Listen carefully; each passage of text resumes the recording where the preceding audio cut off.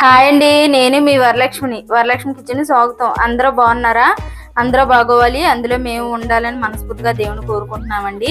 ఈరోజు మనము mutton fry చేసుకుందామండి. అలాగని 1/2 kg మటన్ తీసుకున్నాము. చూడండి, చిన్న సైజు ముక్కలు కట్ చేసి పెట్టుకున్నాం కదా. ఇప్పుడు ఇది మనము కుక్కర్లో వేసుకొని విజిల్ పెట్టుకోవాలండి. ఒక 4 విజిల్ పెట్టాలి. ఇంకో చూడండి, కుక్కర్లో వేసేసుకుందాం మొత్తం. ఇంకోండి, కొంచెం పసుపు వేస్తున్నాను, ఒక 1/2 చెంచా పసుపు వేస్తున్నాను. కొంచెం సాల్ట్ వేస్తున్నానండి, ఒక 1/2 చెంచా ఉంటుంది సాల్ట్. తర్వాత మళ్ళీ మనం వేసుకుందాం ఫ్రైలో. ఇప్పుడు విజిల్ పెడుతున్నాం కదా, అందుకని కొంచెం వేస్తున్నానండి సాల్ట్.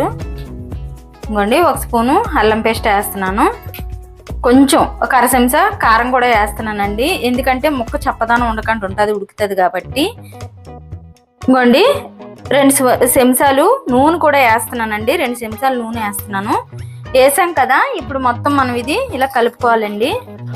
చూడండి, ఇలాగా ఈ ఉప్పు కారం అల్లం పేస్ట్ పట్టిలాగా ఇలా కలిపేసుకోవాలి. ఇవ్వండి, చూడండి మొత్తం కలిపేసుకున్నాం కదా. ఇందులో ఇప్పుడు మనం తగినన్ని నీళ్లు పోసుకొని విజిల్ పెట్టుకోవాలండి. నీళ్లు పోస్తున్నాను నేను.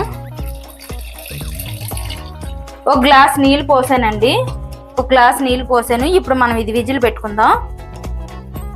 విజిల్ పెట్టుకోవడానికి మూత పెడుతున్నాను. 4 విజిల్లు వస్తే చాలండి, ఎక్కువ అవసరం లేదు. ఎందుకంటే ముక్కలు చిన్న చిన్నగా కట్ చేసుకున్నాం కాబట్టి 4 విజిల్ సరిపోద్ది. ఇప్పుడు పొయ్యి మీద పెడుతున్నానండి. ఇంకోండి, 4 విజిల్ అనుకున్నాం కదా, ఉడికిపోయింది చూడండి. ఇంకోండి, ఉడికిపోయింది. ఇప్పుడు ఇది మనం ఈ సూప్ అంతా వేరే గిన్నెలో వంపేసుకుందామండి. ఇవి బాయిల్ చేసాం కాబట్టి ఈ సూప్ తాగడానికి చాలా బాగుంటుంది. ఇప్పుడు ఈ సూపు మా ఆయనకి ఇస్తానండి తాగడానికి. ఈ సూప్ పట్టుకెళ్ళి ఎలా ఉందో చెప్పమంటాను. ఇంకోండి, మొత్తం తీసేసుకున్నాం కదా. ఇప్పుడు ఇది మనం పోపు వేసుకుందాం. ఈ ఫ్రైకి పోపు వేసుకుందాం ఇప్పుడు మనం ఇది. ఇంకోండి, ఫ్రైకి కళాయి పొయ్యి మీద పెట్టుకున్నాం కదా, నూనె పోసుకుంటున్నానండి. 3 స్పూన్లు ఆయిల్ వేసానండి, సరిపోతుంది. ఎందుకంటే ఫ్రైయే కాబట్టి సరిపోద్ది.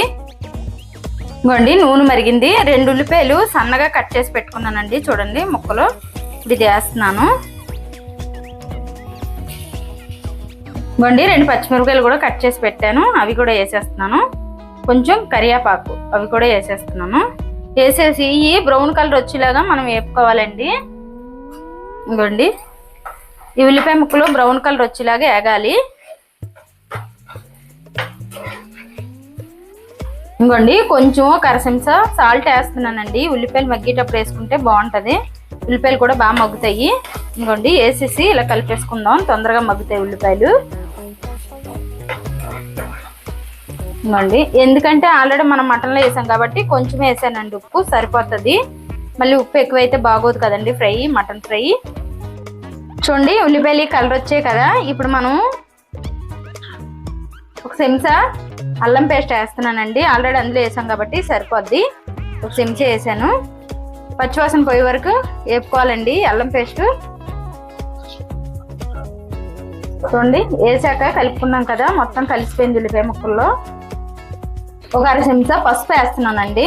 పసుపు కూడా కలిపేసుకుందాం.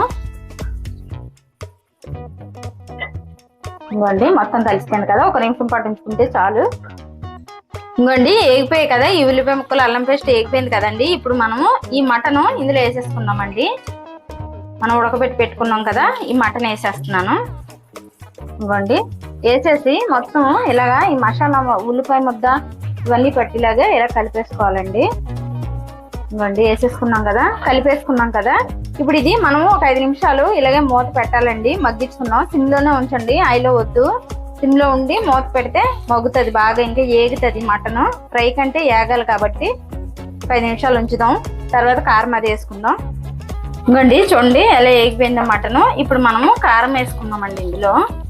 ఇంకోండి, 1 1/2 చెంచా కారం వేస్తున్నాను. ఆల్రెడీ మటన్లో మనం వేసుకున్నాం కదా ఉడకబెట్టేటప్పుడు, అందుకని కొంచెం తగ్గించి వేసానండి కారము. కారం వేసాక ఇలా కలిపేసుకుందాం. ఇంకోండి, చూడండి మొత్తం కలిసింది కదా.